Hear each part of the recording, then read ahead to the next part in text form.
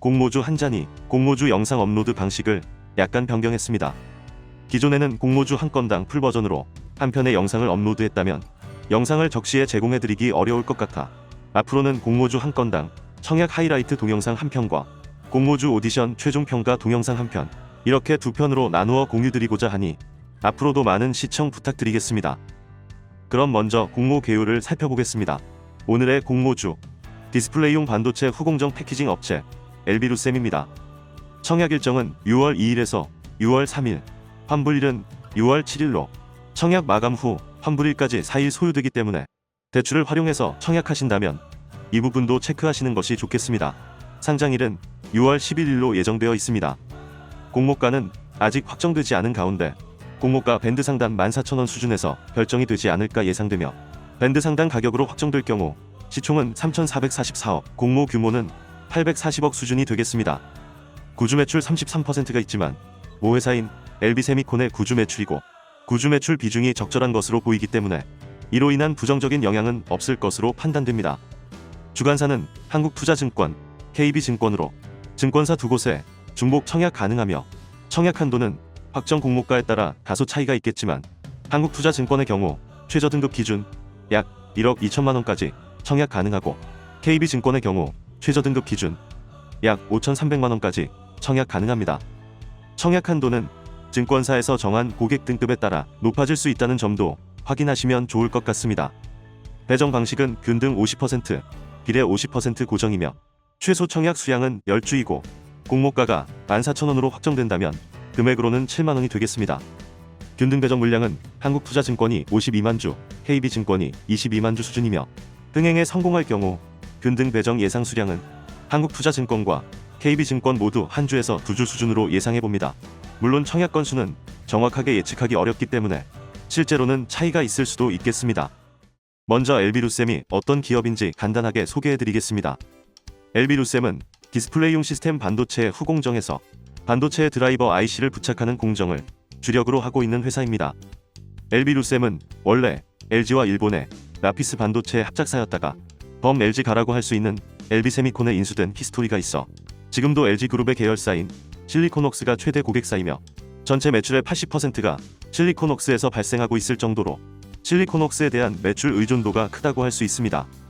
전방 산업이라고 할 수 있는 디스플레이 시장은 LCD 패널 시장에 점진적인 축소가 예상됨에도 불구하고 OLED 패널 시장의 고성장에 힘입어 완만한 성장을 이어갈 것으로 전망되고 있으며 디스플레이 기술이 향상될수록 드라이버 IC의 수요가 증가하는 구조이기 때문에 현재 OLED 시장의 성장과 함께 LB루셈의 실적도 긍정적으로 전망해볼 수 있겠습니다.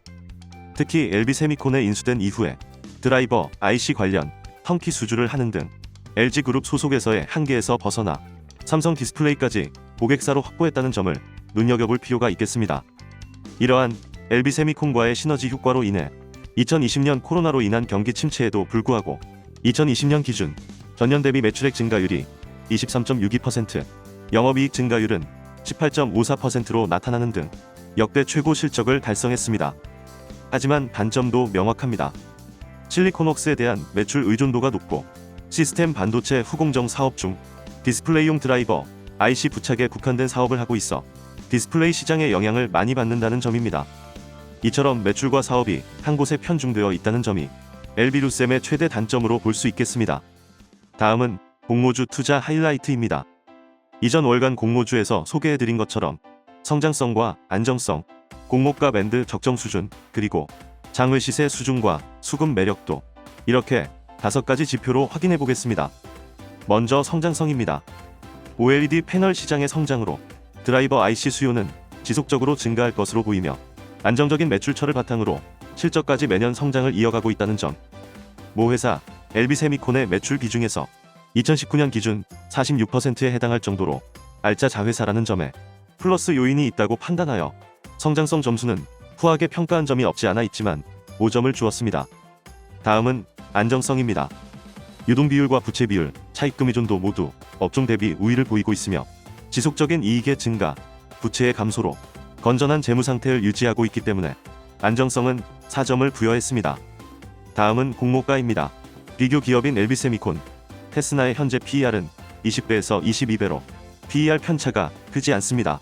평균 PER은 21배 수준이며 LB루셈은 공모가 밴드 상단 기준 PER이 18.4배에 해당합니다. 비교 기업과 적용 PER은 적절하다고 판단되나 할인율이 낮게 적용되어 공모가 밴드 상단의 가격은 저렴해 보이지 않습니다.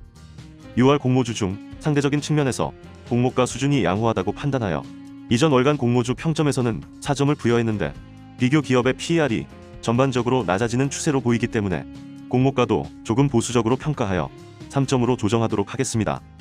다음은 당외 시세 수준입니다. LB루셈은 현재 유통 가능 구주주 물량이 없기 때문에 장외에서 거래되고 있지 않습니다. 따라서 기본 점수 1점에 유통 가능 물량이 공모주뿐이라는 가산점 항목을 추가하여 점수는 2점을 부여했습니다. 마지막으로 수급 매력도입니다. LB루셈의 주주 구성은 매우 심플합니다.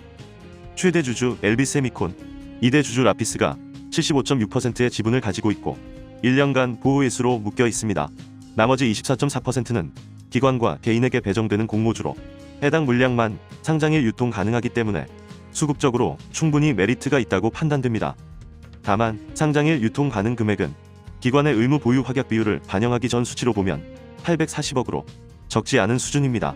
유통 가능 금액이 클수록 변수에 취약할 수 있다고 판단되기 때문에 이러한 점도 반영하여 점수는 5점이 아닌 4점을 부여했습니다.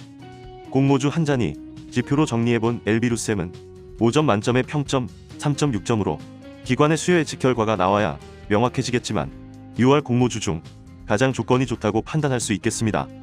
하지만 이것은 기본적인 조건이 좋다는 의미이며 평점과 수익률은 비례하지 않을 수 있다는 점을 참고해 주시면 좋겠습니다.